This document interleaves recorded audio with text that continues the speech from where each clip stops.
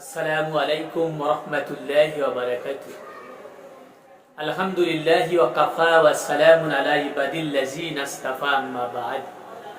আউযু বিল্লাহি মিনাশ শাইতানির রাজীম। বিসমিল্লাহির রহমানির রহিম।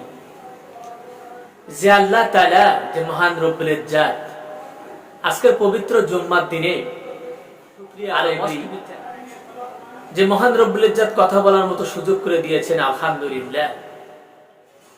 আল্লাহ তাআলা সূরা আল বাকারা 208 নম্বর আয়াতে বলেছেন, ইয়া আইয়ুহাল্লাযীনা আমানু দুখুলু ফিস সিলমি কাফাতাম ওয়া লা তাত্তাবিউ খুতুওয়াতিশ শাইতান ইন্নাহু লাকুম আদুউম মুবিন। হে ঈমানদারগণ, তোমরা পুরোপুরি ইসলামে প্রবেশ করো এবং জীবনের কোনো ক্ষেত্রে শয়তানের অনুসারী হয়েও না, কেননা সে তোমাদের সুস্পষ্ট দুশমন। তাহলে আল্লাহ তাআলা কি বলেছেন এখানে বুঝতে পারছেন যে হে ঈমানদারগণ, তোমরা পুরোপুরি ইসলামে প্রবেশ করো, জীবনের কোনো ক্ষেত্রে শয়তানের পথ অনুসরণ করো না। তা আল্লাহ তাআলা যে বলেছেন যে হে ঈমানদারগণ, তোমরা পুরোপুরি ইসলামে প্রবেশ করো, তা পুরোপুরি কি আমি ইসলামে প্রবেশ করতে পারছি কি না? কিভাবে আমরা পুরোপুরি ইসলামে প্রবেশ করব? দেখা যায় আমরা কিছু অংশ মানি আর কিছু অংশ মানি না, কিছু অংশ করি আর কিছু অংশ করি না। আমরা মনে করি যে শুধু নামাজ রোজা এতটুকুই করে আর কোনো কিছু অত দেখার কোনো প্রয়োজন নেই। সুদ, ঘুষ, আরো অন্যান্য অনেক কিছু দিনের পথে আন্দোলন না করে মানুষের তৈরি করা মতবাদের পথে আন্দোলন করে, এটাও কিন্তু একটা শয়তানের পথ। চিন্তা করতে পারছেন? আমার মালিক হচ্ছে আল্লাহ তাআলা। আমার বলতে কি আছে? আমার বলতে কিছু আছে? আমার বলতে তো কিছুই নাই। আমার কি আছে বলেন? যে মহান রব্বুল ইজ্জত যখনই হুকুম করবে তখন আমি পৃথিবী থেকে চলে যাব। তাহলে আমার বলতে তো আর কিছু থাকলো না। আমি পুরোপুরি কতটুকু ইসলামের ভিতরে থাকতে পারছি, দিনের ভিতরে আমি থাকতে পারছি। আমি দিন ছাড়া আল্লাহর বিধানকে বাদ দিয়ে, আল্লাহর বিধানের অনুসারী না হয়ে, আন্দোলন সংগ্রাম সেই পথে না করে আমি আন্দোলন সংগ্রাম করছি, আমি আমার আল্লাহর বিরুদ্ধে, আমার রসুলের বিরুদ্ধে, তাহলে কি আমার ইবাদত কবুল হবে? একটা এক্সাম্পল দিচ্ছি আপনাদেরকে। মনে করেন 100 বছর আপনি এক জায়গায় বসবাস করেন, 25 তলা কি 10 তলা কি 15 তলা বাড়ি করেছেন। 100 বছর 1.5 বছর পরে দেখা যায় একটা মামলা নোটিশ এসেছে, এসে বলছে যে জমির মালিক আপনি না, আপনি এখানে কেন বিল্ডিং করেছেন? জমির গোড়ার কাগজের মালিক আপনি না, তাহলে আপনি ওই জমির মালিক কিভাবে দাবি করেন? তেমনি আপনি নামাজ পড়ছেন, রোজা করছেন, কিন্তু আর সবগুলো কাজ করছেন আল্লাহ তাআলার বিরুদ্ধে, রসুলের বিরুদ্ধে। রসুলের আদর্শ আপনার ভিতরে নাই, আপনি কিভাবে জান্নাত পাবেন? কিভাবে আপনার এই ইবাদতগুলো মহান রব্বুল ইজ্জত কবুল করবে? বুঝতে পারছেন বিষয়টা? তাই আল্লাহ তাআলা এখানে বলেছেন, হে ঈমানদারেরা, তোমরা পুরোপুরি ইসলামে প্রবেশ করো এবং জীবনের কোনো ক্ষেত্রে শয়তানের অনুসারী হয়েও না, কেননা সে তোমাদের সুস্পষ্ট দুশমন। চিন্তা করতে পারছেন?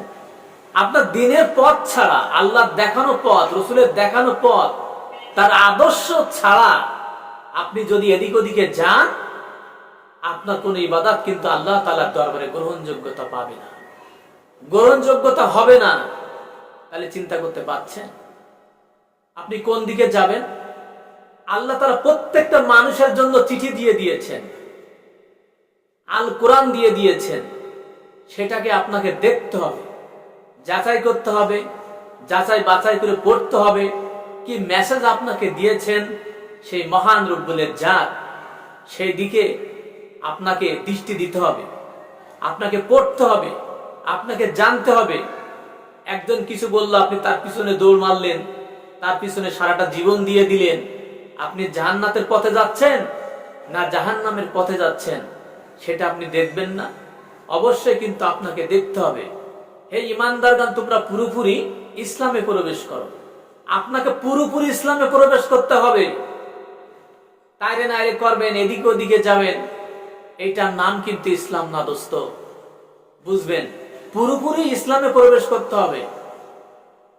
কখনো লেনিন কার্ল মার্কসের পিছনে যাবেন, কোন কাফেরের পিছনে যাবেন, লেনিন কার্ল মার্কসের আইনকে ভালোবাসবেন, লেনিন কার্ল মার্কসের আইনের জন্য আপনি জীবন দিবেন, আপনি আল্লাহর জন্য জীবন দেবেন না, রসুলের জন্য আপনি জীবন দিবেন না, রসুলের আদর্শকে আপনি ভালোবাসবেন না, কিভাবে আপনি জান্নাত দাবি করেন? একবার কি চিন্তা করে দেখছেন? আপনার বলতে আমার বলতে তো কিছু নেই। তাহলে আপনি কিভাবে জান্নাত দাবি করবেন মরার পরে? আপনি এখনই তো সঠিক পথে নাই। এটা মনে রাখবেন, নামাজ আর রোজা কিন্তু সঠিক রাস্তা নয়। Quran is the complete code of life. Quran হচ্ছে সর্বঙ্গীন জীবন ব্যবস্থা। এই জীবন ব্যবস্থার এই গণ্ডির ভিতরে আপনাকে থাকতে হবে। যদি আপনি মুমিন হতে চান, ইমানদার হতে চান, পরেজগার হতে চান, তাহলে আপনার জন্য জান্নাত আল্লাহ তাআলা রেখে দিবেন। আপনি নামাজ পড়বেন, রোজা থাকবেন, হালাল বাঁচবেন না, হারাম বাঁচবেন না, কোনটা হালাল কোনটা হারাম আপনি দেখবেন না। আপনি ব্যবসা বাণিজ্য, রাজনীতি, ভোটাভুটি, ক্যানভাস আল্লাহর বিরুদ্ধে করবেন, রসুলের বিরুদ্ধে করবেন। আবার মরার পরে বলবেন বিসমিল্লাহ ওয়ালা আলি মিল্লাতে রসুলুল্লাহ, আল্লাহর নামে রসুলের দলে আমাকে সমর্পণ করেন। আপনি কি রসুলের কি দল করেছেন বলেন? রসুল তো প্রেসিডেন্ট ছিলেন, সেই প্রেসিডেন্টের দিক নির্দেশনা কি আপনি ফলো করেছেন যে আপনি জান্নাত দাবি করছেন? এভাবে জান্নাত দাবি করলে কিন্তু জান্নাত পাওয়া যাবে না। ইসলামটাকে বুঝতে হবে, দিনটাকে বুঝতে হবে। দিন কি বলেছে, ইসলাম কি বলেছে, তার জন্য আল্লাহ তাআলা দুটো জিনিস পৃথিবীতে দিয়ে গিয়েছেন, একটা কোরআন আর একটা হাদিস। এই দুটো জিনিসকে যারা আঁকড়ে ধরবে এরা কখনো পথভ্রষ্ট হবে না, এরা সঠিক পথে চলবে। এই জন্য আপনাকে দুটো জিনিস আঁকড়ে ধরতে হবে। আমার মতো এরকম টুপিওয়ালা, দাড়িওয়ালা যে কথাগুলো বললো সেটা শুনতে হবে এবং আপনাকে যাচাই করতে হবে ওই লোকটা কি বলল। প্রতি ওয়াক্তে আপনাকে কাজা করে মারা গেছেন, এক হুজুর আপনার বাসায় গিয়ে বলছে যে আপনি প্রতি ওয়াক্তের নামাজের জন্য আপনার বাবা এত রাকাত নামাজ কাজা করেছে, প্রতি রাকাত নামাজ কাজার জন্য 133 টাকা কি 160 টাকা করে চাচ্ছে, 600-700 টাকা প্রতিদিন চাচ্ছে, হিসাব করে এত টাকা হয়েছে। ফিদিয়া চাচ্ছে। তা ফিদিয়া যদি আপনার কাছে চায় আপনি যাচাই করে দেখবেন না?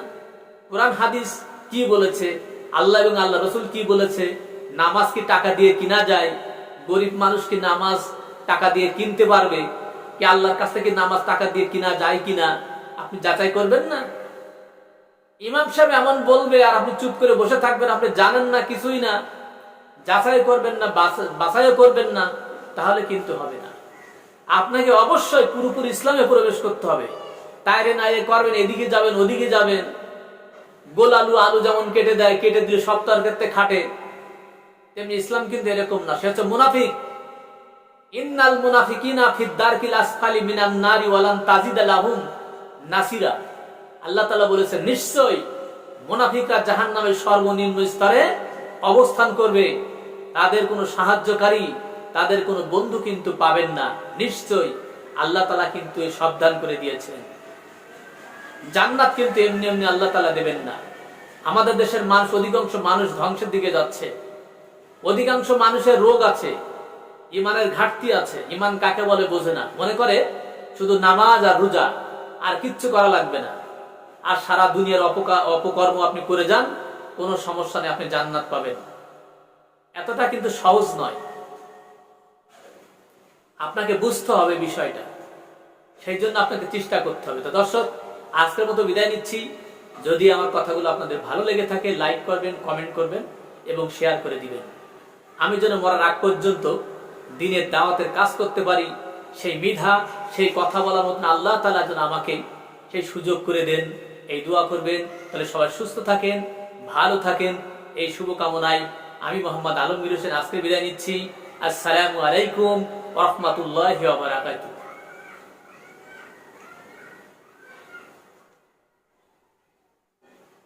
একদিন তোমারি নাম মসজিদে হবে এলান, তৈরি থেকো তৈরি রেখো কবরের মাল সামান,